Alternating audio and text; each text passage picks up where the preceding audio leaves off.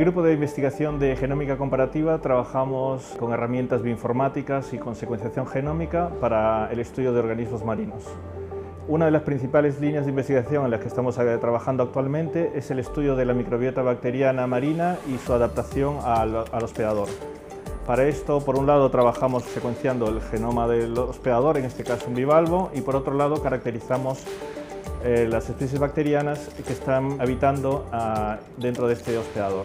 Con este fin, trabajamos con el Servicio de Histología del ECIMAD, que nos proporciona el soporte técnico y profesional para el control de calidad de las muestras con las que trabajamos.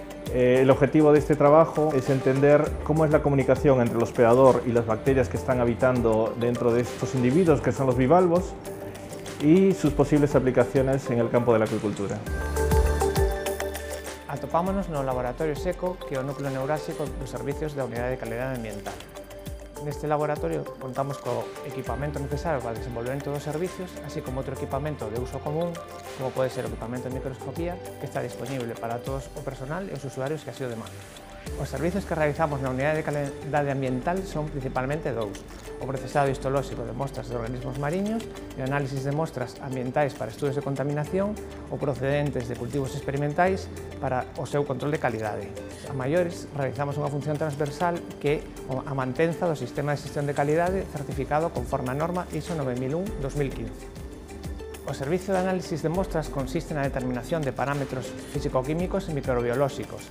Ademais, contamos experiencia na realización de bioensaios ecotoxicolóxicos, que son ferramentas importantes para estudios de comportamento de determinados organismos modelo, como pode ser o ourizo de mar, cando son expostos a potenciais fontes de contaminación. Para o procesado histolóxico de mostras de organismos mariños, en primeiro lugar realizamos a disección do individuo para obter o tecido ou tecidos obxecto de estudio. Este tecido é fixado para evitar a degradación tisular e posteriormente sufre unha serie de pasos de deshidratación, aclarado e impregnación en parafina. Por último, procédese a incluílo en parafina para proporcionarlle así un soporte sólido e poder cortalo ca axuda do microtomo. Unha vez cortado, o tecido colócase sobre un portaobxetos e procédese a súa tinción. O tipo de tindidura varía en función do tipo de estudio ao que vai a ser destinado o tecido.